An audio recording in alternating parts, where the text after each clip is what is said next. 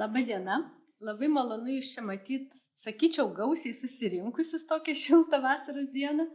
Ir labą dieną tiem, kurie stebi mūsų tiesioginės ar transliacijos metu ar įrašą. Šiandien pradedame paskaitų ciklą, tema, kuris yra skirtas tokiai temai kaip nelegalaus kultūros vertybių gabenimas ir priekyba. Na ir kodėl šita tema yra tokia svarbi? Manau, jinai svarbi yra keliais aspektais. Tai pirmas aspektas yra tas, kad čia Lietuvoje mes kiekvienais metais kultūros paveldo departamentas, paskui muziejų, tai žodžiu atsigula, gauname daiktų, kurios tenka konfiskuoti arba kitokiais būdais perimti, žodžiu, dėl nelegalaus gabenimo ir nelegalios prekybos tais daiktais. Ir žinoma, visos institucijos yra susitelkusios ir stengiasi užkirsti tam kelią, bet faktai yra tokie.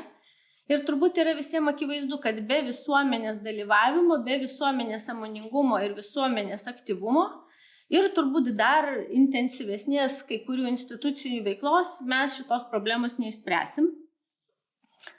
Todėl 3 institucijos – Lietuvos nacionalinis muziejus, nacionalinė UNESCO komisija ir Lietuvos kultūros ministerija – nusprendė žengti tokį žingsnį ir pradėti paskaitų ciklą, kurį šiandien ir pradedame, šita aktualia tema. Ir čia kalbėsime apie įvairius dalykus, apie teisinės praktikas, apie užsienio praktikas. Todėl yra pasitelkti tiek užsienio ekspertai ir vieną iš jų turime čia šiandien, tiek Lietuvos ekspertai. Kalbėsime apie tam tikrus praktinius aspektus, žodžiu, šitos problematikos. Tačiau yra ir kita priežastis, tiesa ir dar noriu pasakyti, kad rytoj taip pat Lietuvos nacionalinis muziejus atidaro parodą skirtą šiai temai, kur daugiau supažindiname su Lietuvos situacija, keliame tos pačius klausimus, bet jūs jau galėsite, jūs tie, kurie esate čia salėje, galėsite su tą parodą apžiūrėti jau šiandien. O kitus kviečiu apsilankyti nuo rytdienos. Bet ir yra ir kita svarbi priežastis, kodėl šitą paskaitų ciklą pradedame dabar. Tai žinoma yra Rusijos karas prieš Ukrainą. Ir mes girdime tikrai dažnai apie kultūros vertybių grobstymą, apie nelegalų išvežimą, girdime apie nelegalius archeologinius kasinėjimus tuo metu ir vėlgi, kur tos vertybės nusėda.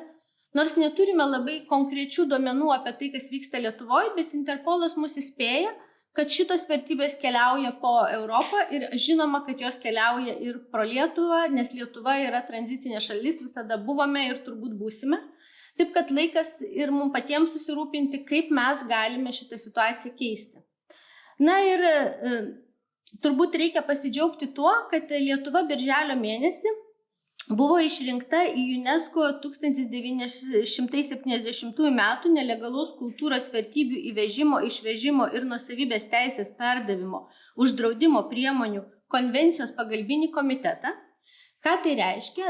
Tai reiškia, kad stengiantis įgyvendinti ir šitos konvencijos nuostatas, Lietuva kartu su kolegom iš Lenkijos ir kitom pasaulio valstybėm, kurios yra tame komitete, galės labai aktyviai teikti savo siūlymus, savo nuomonę, savo patirtimi dalintis, kaip galėtumėme, pasaulinėje erdvėje gerinti situaciją, bet ir ypatingai kalbėti apie Ukrainą, apie Ukrainos paveldą.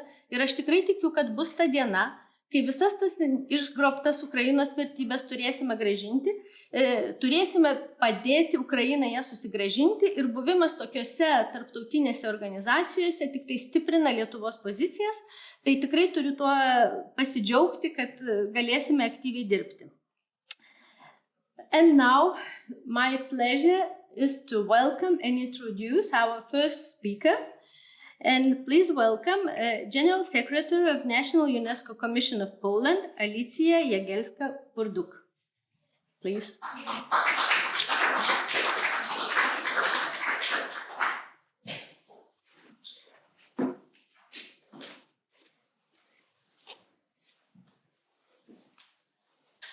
Thank you for the introduction. It's indeed a pleasure to be here. Thank you for the invitation. I would like to thank especially Secretary General of the Lithuanian National Commission for UNESCO, Miglė Mašauskienė. It's a great pleasure. Our cooperation seems developing. There are so many potential fields, not only culture, but we see our cooperation also in the field of education and ASP.NET's UNESCO family networks. I believe that the project launching a set of seminars in terms of movable cultural property is indeed very valuable, given the new circumstances. That is the new challenges and also new threats, cultural emergencies. By this I mean Russian aggression on Ukraine, but also given the circumstances of the potential new cooperation. Both Lithuania and Poland are now members of the subsidiary committee of the UNESCO 1970 Convention, so there is much to do together, with the emphasis on together. Thank you once more. It was a pleasure today to meet the team from the National Commission for UNESCO. It's an excellent team of experts, and it's kind of a standard setting situation in terms of all national commissions with whom we cooperate on a daily basis. My topic is fight against the illicit traffic of cultural property, legal challenges. I'm a person who wears two hats because I'm Secretary General, but before I became one, I was UNESCO chairholder, UNESCO chair on cultural property law at the University of Opole. It's Alicja region. So this is my initial field of expertise. Today, I would like to refer to several documents and conventions with the view of potential challenges, potential changes. And as we all know, we are all now project-oriented. We are focused on outputs, deliverables. So here I would also point some newly introduced instruments and models. The table of content is as follows. I will start with the UNESCO program documents and then focus for a while on Mondiacult Declaration, which is a new one and could be maybe a game changer in terms of reporting, in terms of treating or defining culture as a common good, and also building synergies between all actors involved in the art market, but also in cultural heritage management. Apart from this, we have to point the idea and the process, ongoing process, and also kind of a welcomed process on building synergies between conventions.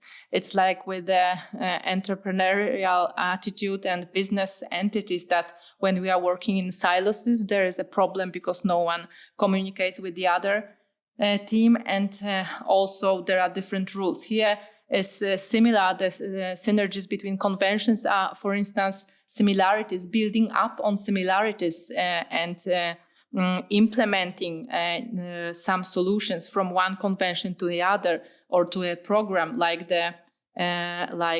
for instance, from the Memory of the World convention, there was the moment of the provision on contestation is now being introduced in 1970 in 72 convention.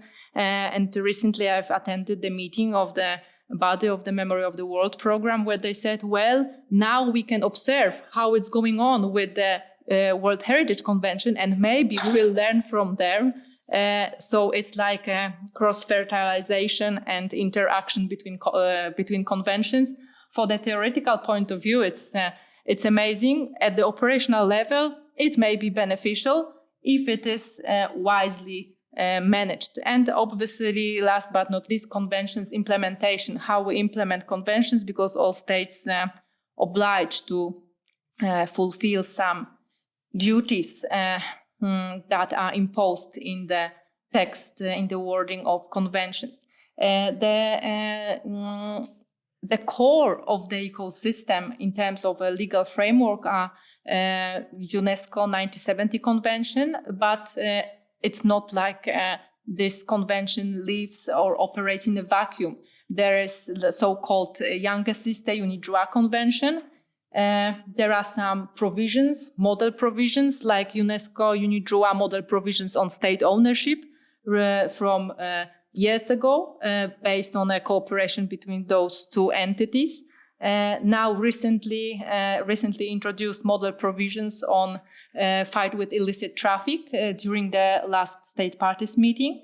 Nicosia Convention with the criminal law and the approach to introduce penalties in terms of crimes against cultural property, and United Nations Office on Drugs and Crimes. In general, this is the legal framework with the new EU import regulation and older export regulation with the timeline, let's say so. And obviously the directive 2014-60 is the directive based on the one from 1993. I will refer to this one in case of the success of restitution, one of the Lithuanian sculptures. Program documents. So before we go into detail, we have to refer to the general documents. That is like a magic C4 and C5 documents from UNESCO. All colleagues from national commission smile right now, because when we want to say that something is complex and we cannot achieve, we say, oh, we have to refer to C4, C5, maybe we'll find some kind of a basic solution right there. So in terms of medium-term strategy, C4, there are direct references to illicit trafficking, but also cultural heritage destruction. We were all appalled by these attempts of intentional destructions when people manifesting their mood and their attitude to climate change were spilling soup, puree on art masterpieces. Then my colleague from New York, legal lawyer based in New York, was giving an interview to Arts newspaper, and she said, "Well, it's another way of intentional destruction. For us, intentional destruction was Bohemian Buddhas. Now we see the picture and the puree on it." So I'm showing you the shift. In terms of C4, there is this reference to illicit trafficking. Intentional destructions, obviously, and how the resolutions of United Nations Security Council can be supportive in terms of cooperation with art market, with provenience and due diligence. Also in the C5, the program and budget, there are outcomes. I marked two of them, which directly are referring to fight with illicit traffic and promoting return and restitution. Here is also very important the synergy between the 1970 Convention and Underwater Cultural Heritage Convention, because there is this concept of res extra commercium, or maybe not. This is disputable in terms of underwater cultural heritage and how it can enter the commerce.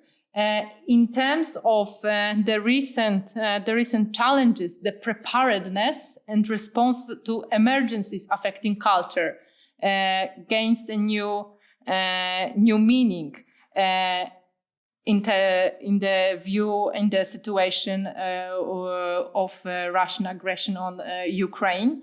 But in the new project we have submitted as a UNESCO chairs recently, we emphasize preparedness, the toolkits, like the recent development from ICOM. I will refer to it later. Red list for Ukraine. This is the red list that was prepared in the shortest way, in the shortest time, the fastest. It was launched end last year. And the war started at the beginning. So normally the experts work on such list longer. Here we have how the example, how the situation forced experts, professionals, associating ICOMs and employees or directors from museums to join forces and to act very fast. In the journal where I serve as the editor-in-chief, Santander Art and Cultural Review, in the forthcoming journal this year, we will publish an essay authored by Anastasia Cherednichenko. She is the deputy president or chair of the ICOM Ukraine, and she shows the whole story from her perspective and from her expertise, how she managed, because obviously it's not that the UNESCO Paris prepared the emergency list. It was people who were based there, women, men, scholars, professionals. What I would like to add is this synergy and implementation of policies between two conventions, 1970 and the Underwater Cultural Heritage Convention, and as well the cooperation with art market actors. There is now the trend to stop the blame and shame policy. It was new to me, this term, before I was asked to coordinate and chair a meeting in Paris with French art market actors, that this is a new game changer, a new model of cooperation. I had the honor to chair the first session. My colleague, UNESCO chair from Geneva, Marc-André Renault, chaired the second session, where we were debating and talking with art market actors, Droit, auction houses, the whole association and representatives. So now this focus on cooperation with art market actors is very big, given the wording of the Mondiacult Declaration as well, and including ethical standards, different standards, because ICOM has the ICOM ethical code. Here we have different ethical standards of the associations like SINOA, but also UNESCO code for art dealers, which was revised and consulted recently. It's kind of an old instrument right now, so now it's going to be a little bit more alive in terms of, I believe, in terms of the consultations. I believe my colleague says yes, okay. So now I can go to another slide, but maybe I will check the recommendation on museums and collections. This is an interesting recommendation which not only focuses on museums, public museums, but also collection and the role also of the technology in terms of digitization. Mondiacult Declaration, the new baby from last year, from the Mondiacult conference in Mexico, which declares culture as a global public good. And paras 16, 17 are directly referring to illicit traffic, and nothing new, but everything important, because cooperation with partners, art market actors, partners and partnerships. I will dive into detail with this in a moment, but partnerships between public and private bodies, public-private cooperation in this regard, but also between entities, between agencies like customs, police, and famous agreements, like all countries. When I read the Lithuanian reports on 1970 convention implementation, there are also information about agreements that are being taken between customs and police, and this and that, working groups. So this is the way to stimulate something, to mark something that is existing. Sometimes it's a way to show that something what is not existing may exist. Yeah, so it's a good beginning. Promotion of effective implementation. Here, those provisions from the last month, and proactive mediation. What is proactive? When we have a team and we have to tell everyone what they should do, we feel a little bit bored with the team. We all expect other people to be proactive, to cooperate, to come with some initiative. Because once when you are saying, oh, do this and do that, this is a problem. Here, proactive mediation of the ICPCRCP. No? It's a really interesting wording. And the initiative, which was asked and debated widely, the virtual museum of stolen cultural property, only for educational purposes. Here also comes the synergy between conventions, that is how we can educate about cultural heritage, cultural property, cultural objects, because the wording changes in terms of convention, in terms of the scope and the meaning, whether we are able to match them together, to link them together. Here is UNESCO and in partnership with Interpol, virtual museum. So not only the objects, but also films, YouTube, perhaps series, documents. I'm really looking forward to it, and I may share that I believe that UNESCO chairs active in culture field will be invited to co-create it. We've already recorded some information for the 30th anniversary of the program of the UNESCO Chairs in Unitwin Networks last year. It was celebrated in early November last year. So I believe it's such a doable thing for us to do some small films, or maybe also go further with the graphics, layouts, and all the stuff that we need from IT and graphic and creative people. The hero of the day, the 1970 UNESCO Convention, is kind of a milestone thing, a game changer in terms of acquisitions made by museums. There is a book titled Chasing Aphrodite about Getty Museum and their acquired objects, whether they checked the provenience or not, whether they what they've done. And then in this book, when you have an ebook or something like on Kindle, there is a mark what phrase was mostly checked.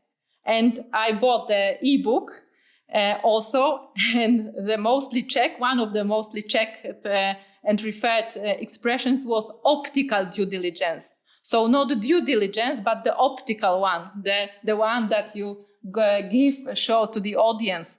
After 1970, it's like a game changer here. All museums should acquire objects and check. Obviously, you know the status that of the American museums is different and it's all debatable. But we see it this way, that this 1970 year is like a big change.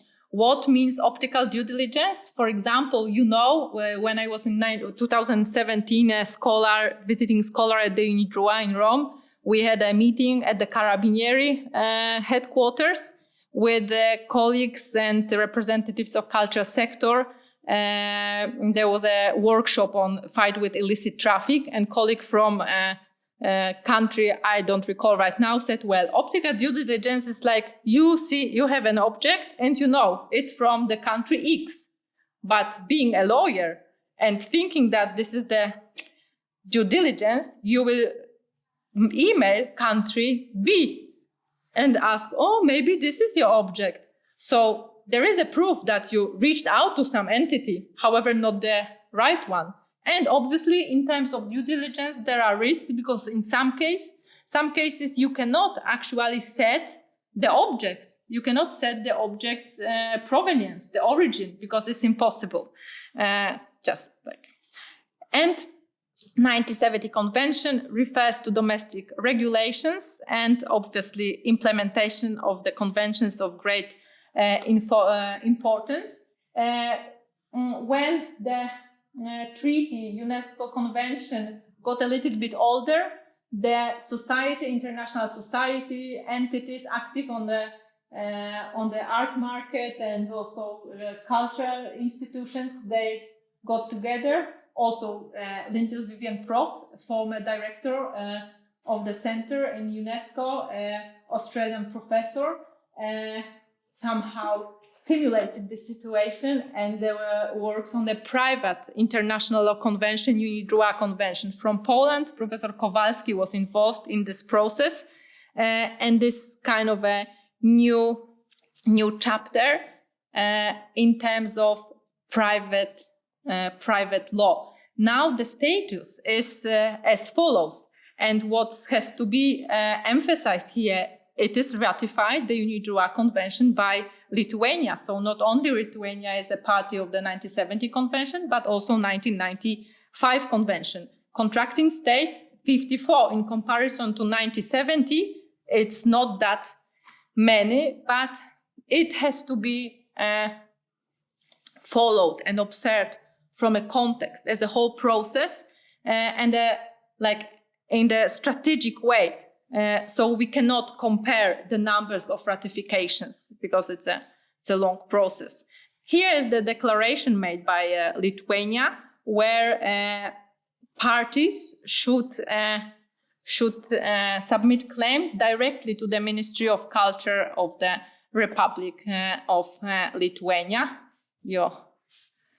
I don't speak Lithuanian, but believe me, you can Google deep everything. So I can even say that before coming here, I have translated the whole Lithuanian constitution and 2 acts on movable cultural property and immovable. The UNIDROIT convention is kind of a new instrument, and it expands on the 1970 convention. It draws, for instance, in terms of the objects that are covered by the convention and the definition of cultural objects. Here we have cultural property, here cultural objects. And obviously, there are no retroactive instruments here. We are speaking of the instruments that are that cover situations that happened after the date of entry into force in both states. In UNIDROIT convention, non-national implementation is required. It's like a self-executing treaty. It provides 2 concepts: restitution of the stolen object and return of the object that was illicitly exported. What is extremely important from the archaeological heritage point of view, if our heritage can make any comments and views, is that for the purposes of the convention, object that was unlawfully excavated or lawfully excavated but unlawfully retained, it shall be considered stolen. General assumption. It does not appear in the 1970 convention. However, if you read the operational guidelines, there are explanations that it should be also understood this way. We know that lawyers always make interpretations, and once, like in 2018, when I was attending subsidiary committee of the UNESCO convention, one of the professors said, well, we are now facing the progressive interpretation. What means progressive interpretation? There are reservations from state, then there are progressive interpretation. So it's interesting. But for instance, when we see the objects that were painted, prepared by AI, how we will feed them into the 1970 convention, because it's not handmade. It can be used only as a technical thing. So after years, when there will be like AI generated art from Lithuania, it goes somewhere stolen, we will make a claim or to get it back, not based on artworks that were handmade, but as objects that confirm historic, technological, scientific progress. The concept of good faith, I believe in a civil code there is the same, in Polish one as well. Due diligence is a concept that avoids good faith, because common law and continental law differs here. So there is a new concept that avoids applying those systems. What is interesting here, that not only objects that have been designated as cultural treasures can be requested, for instance, private collection, and this harmonization between common law and civil law systems. Now, when we are practicing law, or even when we are unhappy with the wardrobe that was prepared by a craftsman, or we are unhappy with the walls painted in our room or apartment, we don't go to court at once. We all try to settle, to solve the problem before. It is now the same with the cultural issues, and the ADR, alternative dispute resolutions methods, are also important, and there is space for this in UNIDROIT convention. What is interesting, that some states have incorporated provisions of the convention in national legislation. By this I mean the definition of due diligence. German law got even further, because in German law, in due diligence, they refer directly to the today mentioned red list, ICOM red list. So they say, okay, when you buy something, you can check in the available databases, for instance, ICOM red list. UNIDROIT, it has to be mentioned that in 2020 there were 2 anniversaries. Very sad anniversaries, because it was in COVID. The conference was online, organized by Germany. Very good one, I believe, because I have also participated. But still, it was not enough. It was not enough. Then in 2022, there was another anniversary of the 1972 convention, and it was another very sad anniversary because of the war. Yeah, so all those anniversaries are quite unhappy recently. But what we can see here, that we are talking about complementary tools and 2 sides of the same coin. Also, there is a mistake here. It should be UNESCO plus option. It's when country decides not to ratify UNIDROIT convention, but ratifies UNESCO 1970 convention and adds to its national legislation some additional provisions from the UNIDROIT convention. This is the concept of Marina Schneider, excellent officer from UNIDROIT dealing with cultural issues. And here's the famous due diligence article on the circumstances of the acquisition, that we have to consult the register, documentation, accessible agencies. I believe once the funny story showing the way like we can dream alive is the case of the one museum in Brandenburgia, where they bought an object. It was not expensive, very cheap. The employee from the museum, the representative from the museum, collected it in France. At the street, on the corner, the object was given in Germany was in the plastic Tüte, so it's in the plastic bag, and it was taken to the museum. Obviously, this object was stolen, and it came from the private Italian collection. There was a legal case afterwards, and they said, well, how come those circumstances of the acquisition did not raise your doubts that you are standing on the street with a plastic bag? So this is like another part of this court justification is like when the expert says, oh, with the art market, it's a little bit vague, it's a little bit magic. We all want privacy.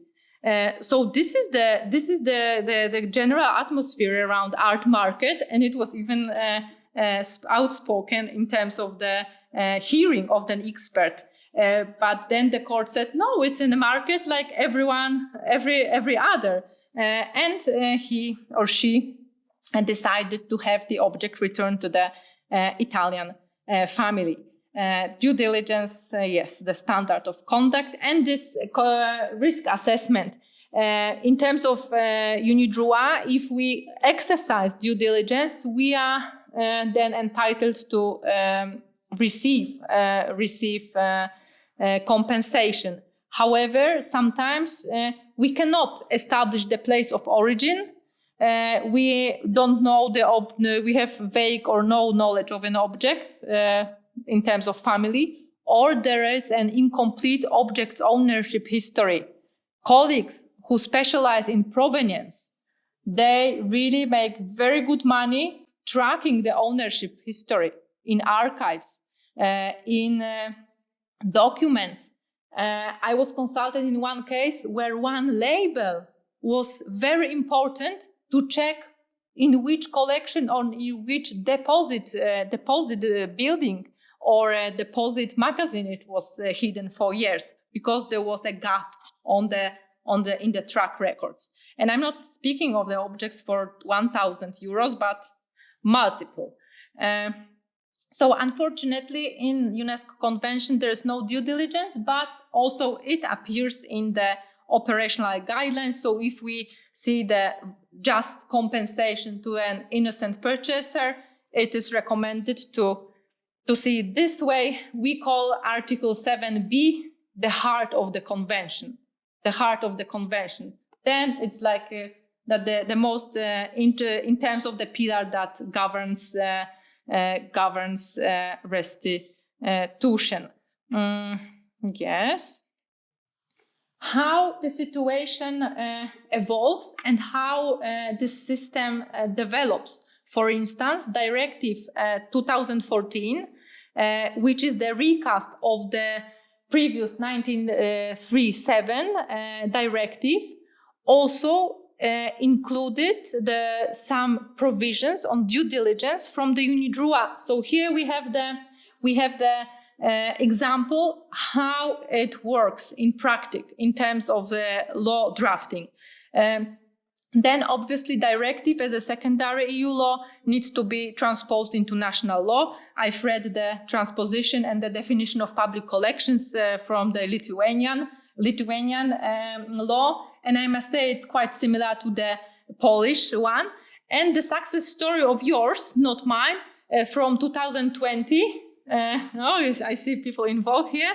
But what I read, it's based on the 1993. Yeah, this one, unique value. And how the Directive 2014 is different.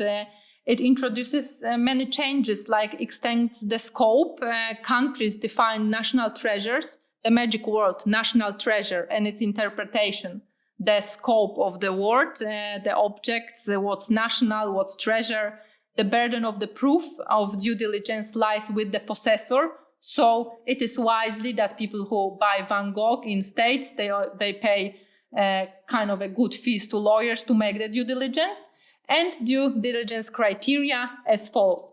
I recommend 2016 issue from Santander Art and Cultural Law Review with national reports and experiences from different legislations when the Directive 2014-60 was implemented.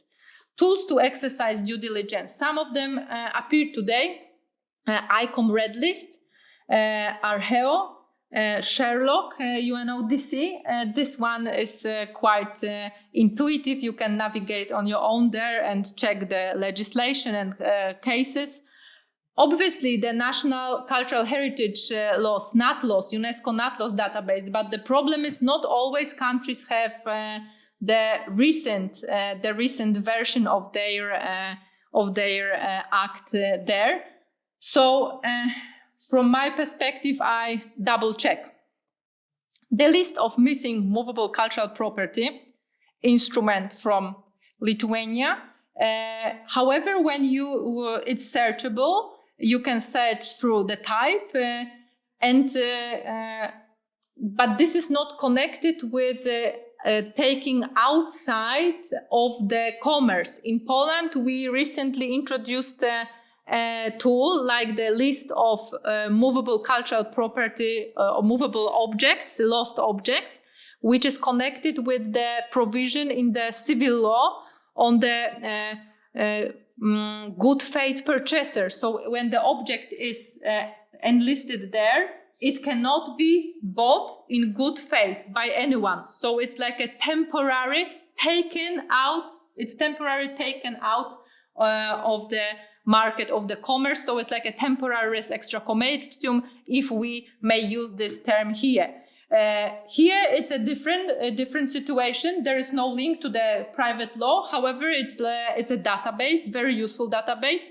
I may say that our is not working because it has not been established yet, but still I consider it a milestone in the debate in terms of the future of cultural heritage law, because from the theoretical perspective, we may say that there are many amendments to different laws, and sometimes they are not implemented, but they change the vision, change the mindset. Here, your movable cultural property list, which is such good that I could also go through it, and I even checked the sculpture. So I may say it works very good.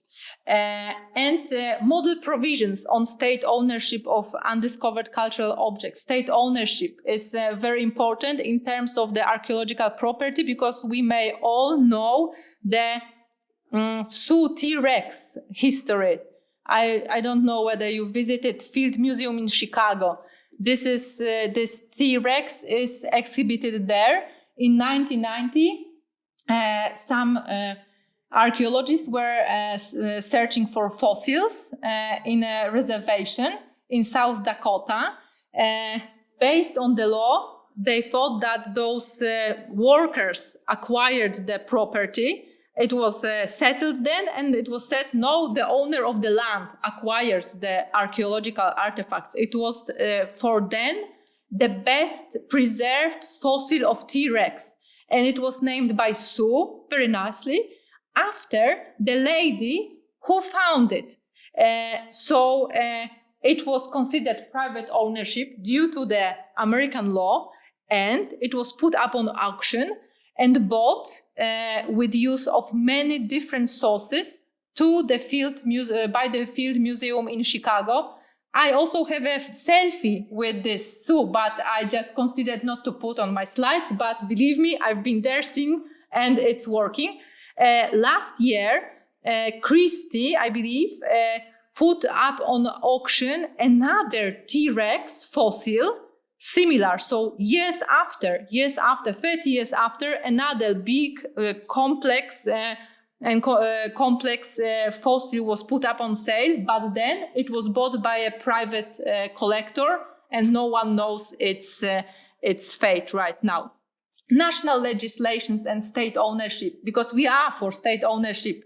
Already Sue has convinced us. State ownership, Lithuania, Hungary, Latvia, Poland, Slovakia, but for instance, no Romania here. Romania has a different regulation. And your Article 47 of your constitution, which is directly referring to archaeological and cultural objects, and then the article from the law on movable cultural property when it comes with fines, because fines are different than the objects that are inside of the ground. This accidentally found objects and the article of the Lithuanian, Article 18 of the Lithuanian Constitution, when you can say that, well, I found accidentally. This, when I was consulting with colleagues, it was said that it's kind of debatable, but I think all world is debating in all national reports from all 90-70 parties. There is a special part, a special question on detectorists. In Poland, we organize meetings with them. In other countries, there are special loosen provisions to enhance the cooperation. But it's like work. Sometimes it's working, sometimes it's not. So I really was interested in reading your regulation.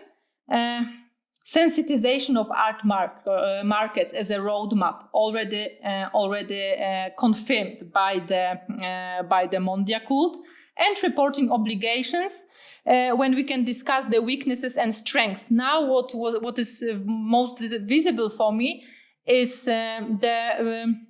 the use of AI and technology in terms of managing archaeological sites. And also, I know that some colleagues from Greece are working on because you have the objects passport. It's called like this, yes? Well said. And here they are working on something similar, but a little bit different, because it's like a AI or maybe NFT passport of the object. So it's a different. Here it's a passport that when you sell, then you come as a new owner and you receive a new passport. I like this idea. I was really amazed about this. And specialized units for the protection of cultural property, which is also one of the obligations in terms of organization of police, customs and other officers. From 2018, Police and Ministry of Culture in Lithuania made the agreement. I read it from the report. So if I'm not mistaken, it should be true. And those MOUs, Memorandum of Understanding, exist everywhere. In Poland, we have like a triangle with the police, ministry and customs, if I'm not mistaken. So there can be not only MOUs, but also working groups, annual meetings. Now, when we all shifted online, it is definitely easier. When we speak about restitution and return, we speak about not digital art. We speak on the objects that are tangible, that have carriers. But still they can be put up on sale, sold via internet, via Messenger or Facebook. Sometimes we cannot track it. But for instance, if there is like in Lithuania, the obligation to submit a catalog before auction, at least this part can be monitored. Or in Slovakia, the definition of occasional seller with a typo with L, double L, where occasional seller is also a seller via internet. Poland, for instance, has an agreement with the biggest Polish platform, Allegro, and they are focused on archaeological artifacts trade and monitor things. What initiatives should be mentioned? For instance, cooperation with EU UNESCO projects on art market, then cooperation with art market actors, manuals and toolkits, the magic word, roadmap, manual, toolkit, model provisions. It's like a new dictionary for all interested parties. Educational campaigns. What campaigns I can refer to? I really like the UNESCO Campus. UNESCO Campus was a initiative within a project, EU UNESCO project, where 7 UNESCO chairs with students appeared online, and there were several experts presenting on 1970 convention, archaeological artifacts, and our students were supposed to act as spokesmen and ask questions. So this is another way of raising awareness in this category of respondents, like students, children. As National Commission, we, for instance, organized ASP.NET online seminars where some topics refer directly to cultural heritage, intangible cultural heritage, or culture in emergencies. Academic projects, one worth to mention, from the UNIDROIT, Nicosia Convention, the one that deals with the criminal law. It is already in force after 5 ratifications, including at least 3 member states. Just to note that the signature of Russian Federation is considered suspended as of 16 March 2022, when because of the situation with the Council of Europe and Russian Federation, the resolution. What is the purpose of this convention? Protection of cultural property. It has to be implemented. I've been in Nicosia last month, so everyone was looking there, sightseeing, and I was like, I'm here where the convention was taken. So it really makes a difference to have your own convention, Nicosia Convention. Yeah, it makes for the marketing purposes, it's something extraordinary.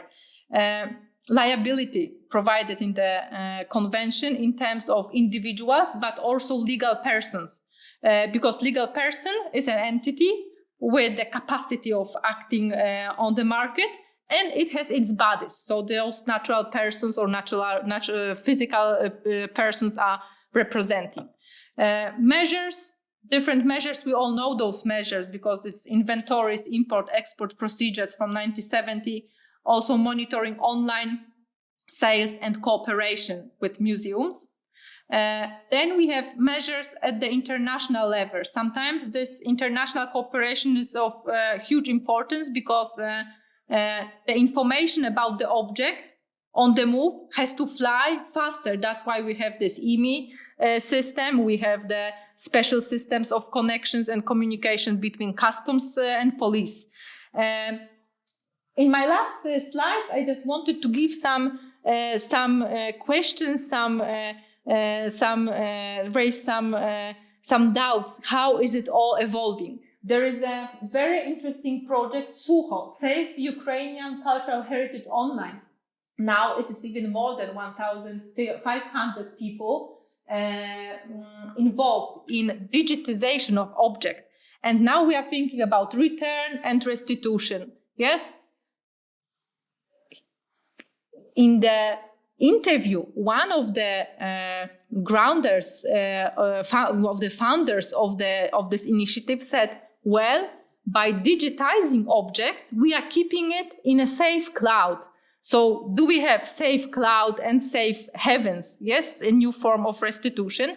Now this project has developed, and it's not only protection and digitization, but also exhibition of Ukrainian culture online and trainings of Ukrainian cultural workers in digitization.